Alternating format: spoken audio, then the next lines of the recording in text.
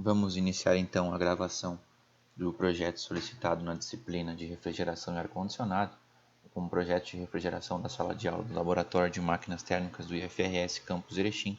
Eu sou o Norberto Max Schiff. Professor, infelizmente vai ficar uma marca aqui no meio, né? Marca d'água, porque é a versão grátis do programa e eu não encontrei nenhum outro que gravasse gratuitamente tanto tempo.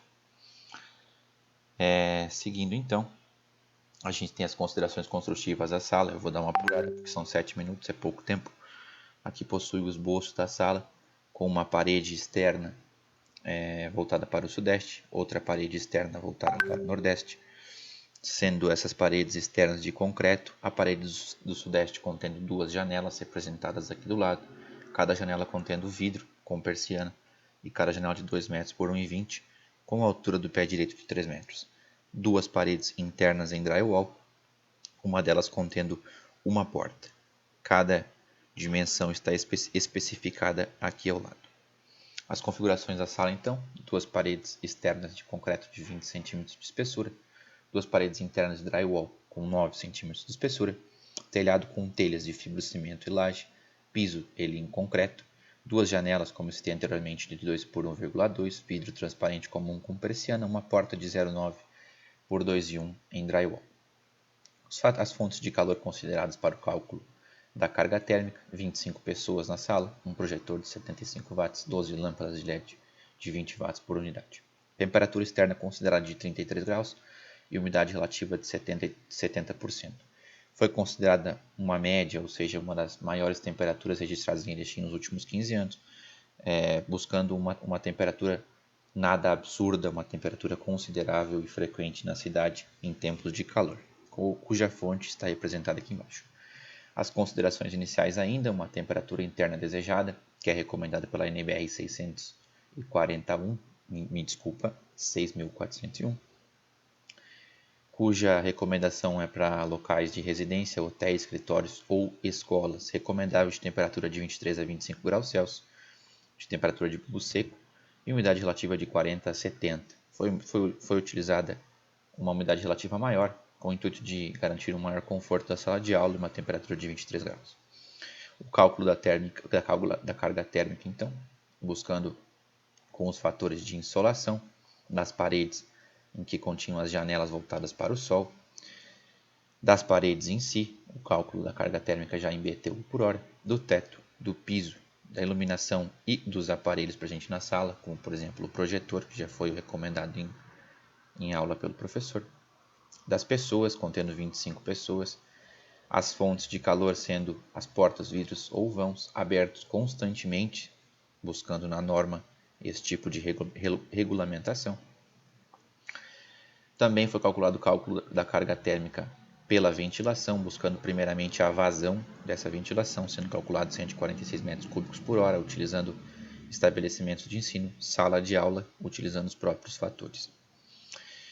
Novamente da ventilação, buscando então a carga térmica desse tipo de fator, equivalente a 66.377,42 BTUs por hora, buscando também a infiltração, encontrando um valor de vazão de infiltração equivalente a 105 metros cúbicos por hora, ainda seguindo as trocas de ar por hora no recinto, utilizando como fonte o Creder 2004, que ainda recomendou essa fórmula como fórmula para cálculo da vazão por infiltração.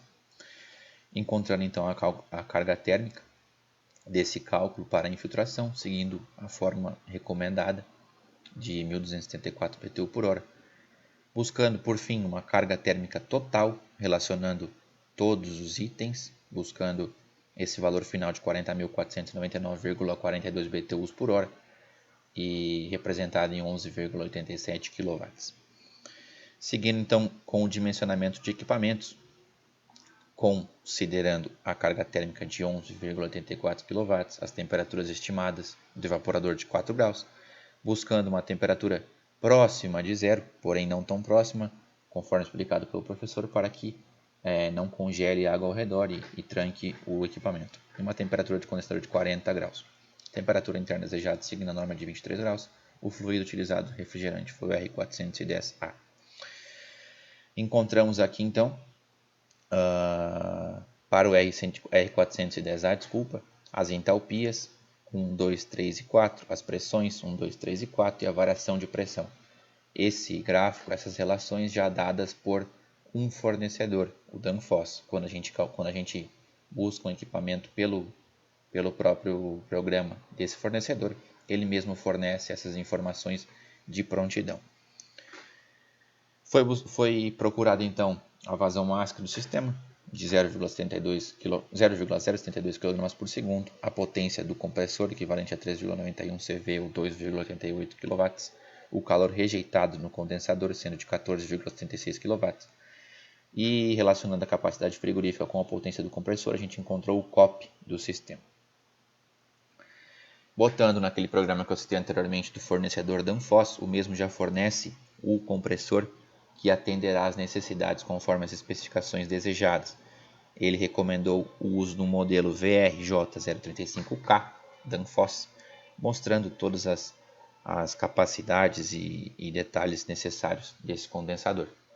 O dimensionamento de equipamento também, o próprio fornecedor já fornece essa carta psicrométrica já tracejada, com os valores que serão utilizados posteriormente, tendo como vazão de ar mínima para o condensador, vou dar uma acelerada que já ocupou 6 minutos, vazão de ar mínima do condensador a gente precisa calcular, encontrando esses 2.952 metros cúbicos por hora, relacionando a temperatura de entrada, temperatura de saída, umidade relativa de entrada e de saída.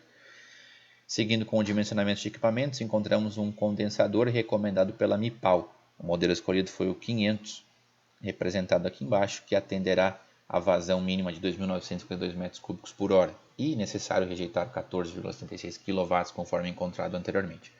O evaporador que a gente buscou, a gente utilizou essas condições mínimas aqui então para encontrar um evaporador que atendesse nossas necessidades, através dessa carta psicrométrica também já fornecida pelo próprio fornecedor, quando a gente procura o equipamento, tendo uma vazão máxima de 0,29 kg por segundo, encontrando uma vazão necessária para esse equipamento de 870 metros cúbicos por hora, uma capacidade necessária conforme calculada a carga térmica de 11,37 kW, o modelo escolhido e recomendado pelo fornecedor MIPAL foi o 0101, cujas dimensões estão aqui embaixo conforme especificado no próprio catálogo do fornecedor. O modelo do motoventilador escolhido foi o 0013, recomendado pela própria MIPAL, que atende a vazão necessária de 870 metros cúbicos por hora.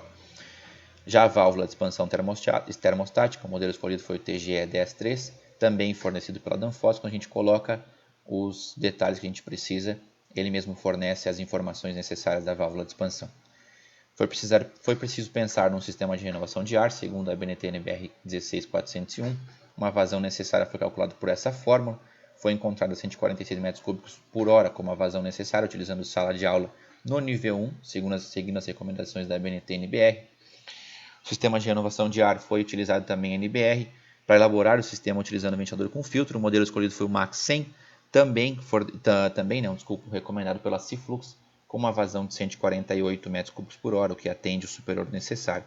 Aqui a imagem fornecida pelo próprio catálogo do fornecedor. Algumas das referências utilizadas então, e seria isso.